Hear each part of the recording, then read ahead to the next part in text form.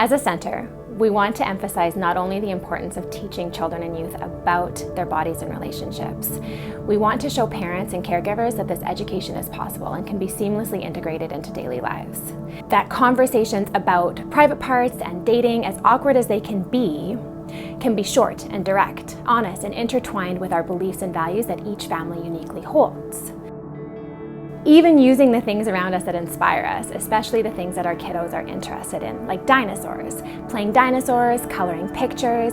Take this as a chance to talk to your kids about the body parts of a dinosaur and how they're different from a human being.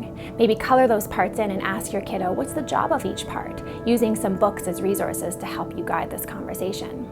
These conversations don't have to be a planned, drawn-out process. If we are prepared with the knowledge and resources, then we can utilize the teachable moments when they come up. By introducing the body and respecting our bodies at a young age, we can also add in how to respect and care for the bodies of others. The check-in is all about fostering a sense of empathy in our children as they grow and mature, so that when relationships become more intimately focused, there's an increase on how healthy that relationship will be. The concept of the check-in can be introduced and repeatedly reminded from as young as 18 months and up. I say repeatedly because empathy isn't something that we can learn overnight. It takes time and a variety of situations to present themselves before it becomes a natural response. Kids may run away when a peer or a sibling falls down, whether it's their fault or not. So friend or brother falls down, this can be a moment where we can foster a sense of empathy. Can you check in on your brother? This comes with a lot of growing pains, effective communication, patience, and an openness for curiosity. The thing is, regardless of whether we talk with our children and youth about this subject, they are going to seek answers from somewhere. If they know from the beginning that parents and caregivers are open to this conversation, then they may feel more inclined to come to parents and caregivers first.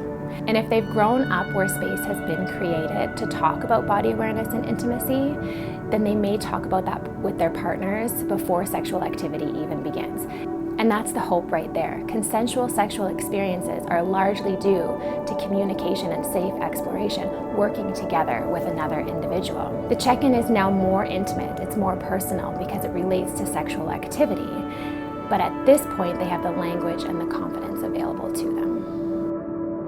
Toddlers love to learn, and they are like little sponges soaking up all the information they can. So little moments like bath time or diaper changes are a great way to bond with your tot, but they're also teachable moments about body parts. So when your toddler is in the bathtub and they're learning to use a washcloth, encourage them to name the body parts from head to toe. The thing we often do is avoid naming or talking about the private parts, but the more we can use those terms in everyday conversations, the easier they are to talk about. They lose the funny stigma and become as simple to say as our elbow or our nose. As your toddler ages, little nuggets of wisdom can be added about boundaries. Your private parts are private, they're just for you. Or open communication. If you ever have any questions about your private parts, I'm here for you.